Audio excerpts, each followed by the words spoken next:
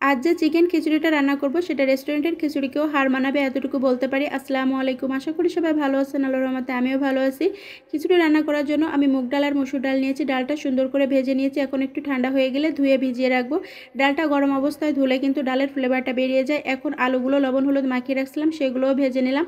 এটা মাংসের সাথে রান্না করে নেব। চিকেনের সাথে আলু এরকম ভেজে রান্না করে নিলে কিন্তু সুন্দর একটা স্মেল আসে, খেতেও ভালো লাগে। এখন হচ্ছে ওই তেলে আমি পেঁয়াজটা ভেজে নিলাম মাংস রান্না করার জন্য। পেঁয়াজটা লাল লাল করে ভেজে নিয়ে আমি এখানে বাটা মশলা অ্যাড করে দিয়েছি।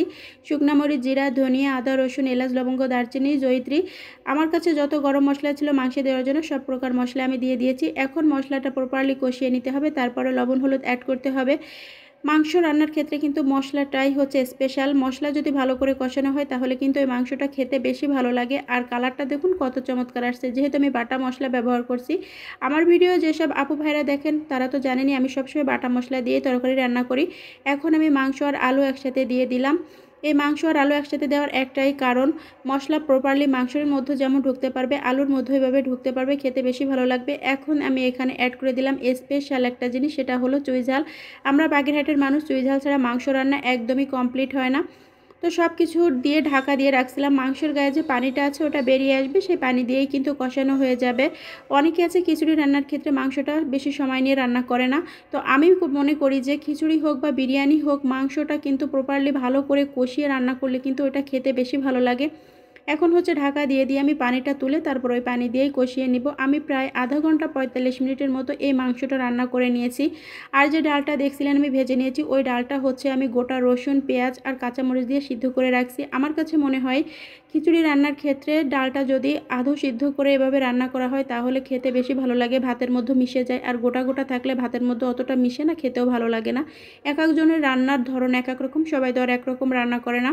তো এখানে আমি মাংসটা কষিয়ে কিন্তু পানি দিয়ে দিলাম, আর অবশ্যই গরম পানি অ্যাড করতে হবে। অনেকেই মনে করে শুধুমাত্র গরুর মাংস রান্নার ক্ষেত্রে মনে হয় গরম পানি দিতে হয়, কিন্তু না, যে কোনো রান্নার ক্ষেত্রে গরম পানি দিলে কিন্তু রান্নাটার টেস্ট বেশি ভালো আসে। তো এই যে পানিটা কিন্তু দিয়ে আমি কষিয়ে নিব। এখানে আমার নতুন করে ঝোলের পানি দেওয়ার প্রয়োজন হবে না, যেহেতু এখানে আমি চাল দিয়ে কষিয়ে নিব। এখন তেলটা বেরিয়ে আসলে আমি আর 2-3 মিনিট কষিয়ে তারপরে চাল অ্যাড করে দিব। আর যেহেতু আমার প্রায় 50% ডালটা সিদ্ধই আছে, তার জন্য আমার রান্না করতে খুব একটা সময়ও লাগবে না। তো দেখুন মাংসটা কিন্তু একদম কষানো হয়ে গেছে। এখন হচ্ছে আমি এখানে চাল অ্যাড করে দিলাম। এখানে আমি 1.5 পট চাল দিয়ে দিয়েছি, চিনি গুঁড়া চাল নিয়েছি আমি। তো চাল দিয়ে এখন হচ্ছে 2 মিনিটের মতো কষিয়ে তারপরে আমি ডালটা দিয়ে দিব। ডালের সাথে হচ্ছে গোটা কাঁচামরিচ, পেঁয়াজ, রসুন দিয়েছি। ওইটা যখন হচ্ছে খিচুড়ি রান্নার পরে পড়বে, ওইটা ডলে খেতে যে এত বেশি মজা লাগে আপনাদের কি বলবো। তো এখন এই যে ডালটা অ্যাড করে দিলাম। আপনারা চাইলে আরও 2-1 রকম ডাল দিতে পারেন। খিচুড়িতে 2-3 রকম ডাল দিলে কিন্তু খেতে বেশি ভালো লাগে। আমার কাছে ছোলার ডাল ছিল না, এর জন্য আমি দিয়ে নাই। আপনাদের হাতে যদি ছোলার ডাল থাকে তাহলে আপনারা 3 রকম ডাল দিয়ে খিচুড়ি রান্না করে দেখবেন, খেতে আরও বেশি ভালো লাগবে। এখন চাল ডাল সব কিছু দিয়ে এখন সুন্দর করে কষিয়ে নিতে হবে 2-3 মিনিটের মতো, তারপরে হচ্ছে পানি অ্যাড করে দিলেই হয়ে যাবে। আর আমার পরিবারের সবাই যেমন খিচুড়িটা খেতে পছন্দ করে তেমন হচ্ছে নরম খিচুড়িটা খেতে বেশি পছন্দ করে। এখানে আমি পানি দিয়েছি প্রায় 5 পট মতো, যেহেতু 1.5 পট চাল 3 পট হচ্ছে পানি দিতে হতো, সেখানে আমি ডাল দিয়েছি। তার সাথে একটু নরম খিচুড়ি খাবো, এর জন্য পানিটা একটু বেশি দিয়েছি। আর পানিটা অবশ্যই গরম পানি দিতে হবে। দেখুন পানি দেওয়ার সাথে সাথেই কিন্তু বলক চলে আসছে, যেহেতু গরম পানি দেওয়া ছিল। এখন হচ্ছে নিচটা বেশি করে নেড়ে দিতে হবে যেন লেগে না যায়। তো আপনারা যারা ধৈর্য ধরে আমার ভিডিও দেখছেন, যদি আমার রেসিপিটা আপনাদের কাছে ভালো লেগে থাকে বাসায় একবার হলেও ট্রাই করে দেখবেন, খুবই ভালো লাগবে। আর এই অবস্থায় আপনারা একটু আচারও দিতে পারেন, টক আচার, যে কোনো আমের আচার বা জলপাইয়ের আচার। আমার কাছে ছিল না, যেহেতু সিজনের শেষ সময়, এর জন্য আমি দিতে পারি নাই। অন্য সময় আমি দিয়ে থাকি, স্মেলটা বেশি ভালো আসে, খেতেও বেশি ভালো লাগে। আমার ভিডিও যদি আপনাদের কাছে ভালো লেগে থাকে তাহলে আমার ভিডিওটা অন্যদের মাঝে ছড়িয়ে দেওয়ার চেষ্টা করবেন, আশা করি আমি উপকৃত হব। তো রান্নাটা কিন্তু প্রায় হয়েও আসছে।